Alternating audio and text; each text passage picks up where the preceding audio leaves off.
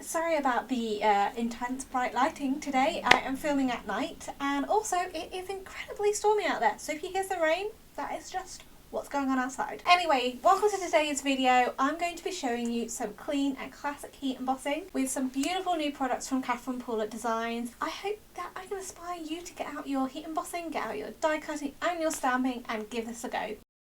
So here's just a quick look at the card project we're going to be creating today with a mint and gold colour scheme. Welcome to my channel, Pretty Little Button, where I make paper crafting tutorials for the everyday crafter.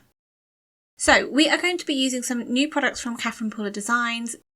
This is the Natural Flourishes stamp, and there's also a coordinating die which we will be using later, and this Way Up cover plate die.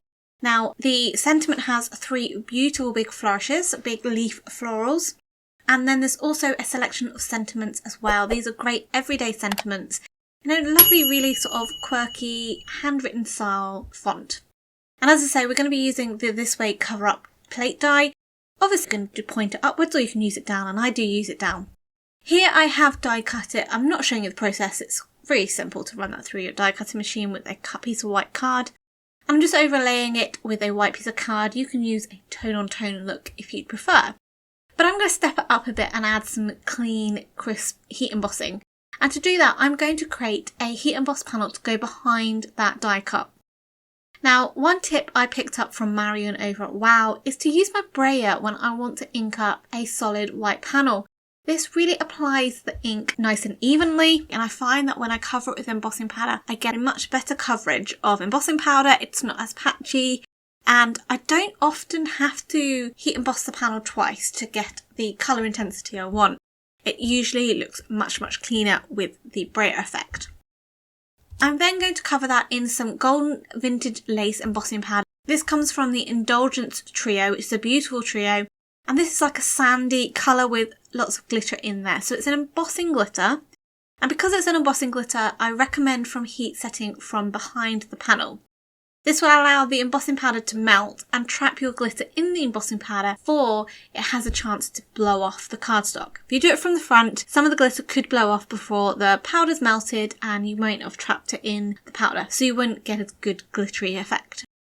Just showing the whole process there because I really want to emphasise that it does work when you heat set it from behind and you won't lose any of that glitter, and you can just see that melt as the heating gun moves around the panel.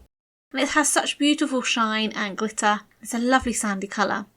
And then when I overlay the This Way Cover Up die over the top of it, you can see all that embossing powder just popping through, but we've got a lovely clean embossing powder. It's not overly messy. Hi, I'm just popping in just to let you know that I'm taking part in the Cardmaker Success Summit. It kicks off on the 17th of February and runs till the 20th of February, so that's 4 days of online crafting. It's available to anybody worldwide, so as long as you've got access to the internet, you'll be able to attend.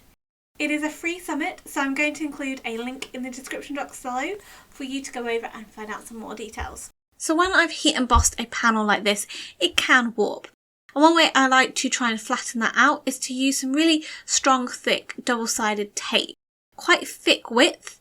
And I would recommend a hair sturdy tape rather than using adhesive sheets. I feel the adhesive sheets could not be thick enough, and they may sort of allow some of that cardstock to warp a bit more. So then I've just peeled off the release paper and stuck that down onto the card base, and it's really flattened that panel out. Now I'm then going to adhere the This Way Cover Up die cut over the top of that, and I'm using some liquid adhesive. One, because there's not a lot of area on the die cut to add any tape, and also because I'm sticking over some embossing glitter, the liquid adhesive will really adhere to that well. And then it's easy just to wiggle it around just to make sure you've got it lined up nice, and I've got a beautiful, beautiful background. So we're going to do some more heat embossing here. I have got the sort of more traditional leaf flourish from the stamp set. And I'm just prepping some white cardstock with some anti-static powder because I do get my fingers everywhere. And then I'm stamping this in some embossing ink. And I'm just stamping this with my MISTI because I can stamp it a couple of times to make sure I get good coverage of ink. This I'm then covering with some metallic gold rich embossing powder from WOW, just to tie it in with the gold colour that we have in that background. keeping it very clean, keeping it very classic, and keeping it very crisp. Obviously, if I've got any embossing powder where I don't want it, I just use a paintbrush to remove that.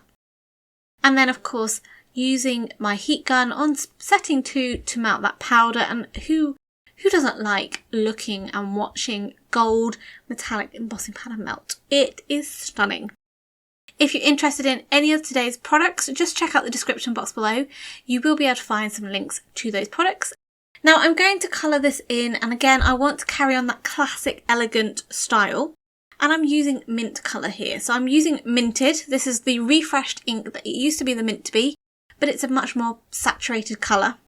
And I'm just squeezing the top of the lid down onto the pad just to get some of that ink on the top of the lid in the inside, and it creates my own sort of ink palette. And then using a Dove pen, you can use a Tombow blender pen, any colours blender pen that will allow you to pick up some ink, and then just apply that ink to the stamped image. And I'm creating sort of a feathered effect out of the inners of the leaves, feathering that and allowing it to fade out towards the edges. And it's just adding some beautiful colour. And of course mint goes beautifully with gold. It's a very classic colour combo. And then doing the same with another colour. I started off with Aquatini but thought it wasn't the right colour, so I went for Mardi Gras, pressing that down into the pad again just to create my own ink palette, and then picking that colour up with my Dove pen, and again going from the inners of the leaves outwards and fading that out. Now there were times when I was a little bit, it's a little bit dark, is it too much? But what's brilliant about this is you can then go back in with a minted and overlay it, and then you can sort of blend it out. So I got a beautiful ombre look to the leaves. There is a coordinating die set for the Natural Flourishes stamp set, and I just use that with some washi tape to adhere it down and die cut that out. It looks really lovely on top of that background, and it really looks stunning. And I'm just looking at the sentiments from the stamp set to decide which sentiment goes well. I place my leaf on the background and then place a sentiment stamp over the top just to get composition. And then I heat emboss that in gold on a black strip and trim this down and foam mounted it on. I did want to just sort of highlight the leaf a little bit more, draw it out from the background. So I added a vellum circle die cut, and I just adhered that on the back first before then adhering all the other bits down. And I added a few black Nouveau drops just to tie in with that black sentiment. So I hope you've enjoyed today's video. I hope it showed you a clean, classic way to add some heat embossing into your card, whether that's in your background or just whether it's to tie in with your stamping and your colouring. If you're new to my channel, why not think about subscribing? You can hit that bell icon to be notified when my next video is up. Until next time, happy crafting!